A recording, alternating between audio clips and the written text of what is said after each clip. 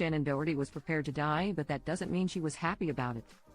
The Beverly Hills 90210 star had things in order ahead of her tragic death on Saturday, July 13, as she unfortunately had years to plan her passing after first being diagnosed with cancer in 2015 that later spread to her brain and bones. Shannen knew exactly how she wanted to go.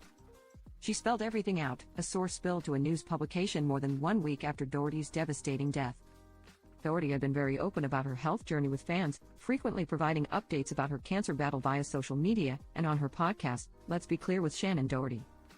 In the few weeks prior to her passing, however, the charmed actress' health took a significant turn for the worse, according to Doherty's oncologist, Dr. Lawrence D. Pirro, as OK previously reported. She was very comfortable, Dr. Pirro promised while speaking with a separate news publication. It was somber and sad, but beautiful and loving. She wasn't ready to leave because she loved life. The oncologist assured fans Doherty's German Shepherd, Bowie, was among those by the A-lister's side during her precious final moments.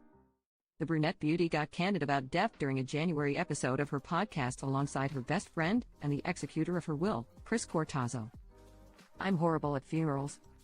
I don't know if anybody is actually good at funerals, but I am the girl who literally sobs. I can't handle it, Doherty admitted at the time, noting she didn't want her own funeral to be sad but rather a celebration of life. The Heather star wanted to keep the gathering short and sweet, as there were a lot of people that I think would show up that I don't want there.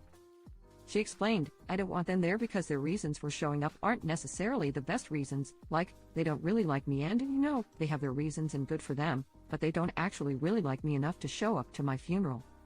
In order to fulfill his friend's wishes, Cortazzo had Doherty draft up a list of people she did want in attendance at her funeral. That's the shorter, that's the better list, the Little House on the Prairie alum joked. I can't give you a list of who I don't want because that's way too long. I abhor fakeness, Doherty declared. I can't stand people who want to all of a sudden pretend that they found Jesus and they're so sorry, and they repent and they didn't mean anything bad that they said about you, blah, blah, blah. I can't stand that. I'm like, no. I know you're still the exact same petty human being. Just stay away from me. We're good. I don't need to say something bad about you, don't need to say something bad about me, we can just ignore each other. In Touch spoke to a source about Doherty pre-planning her death.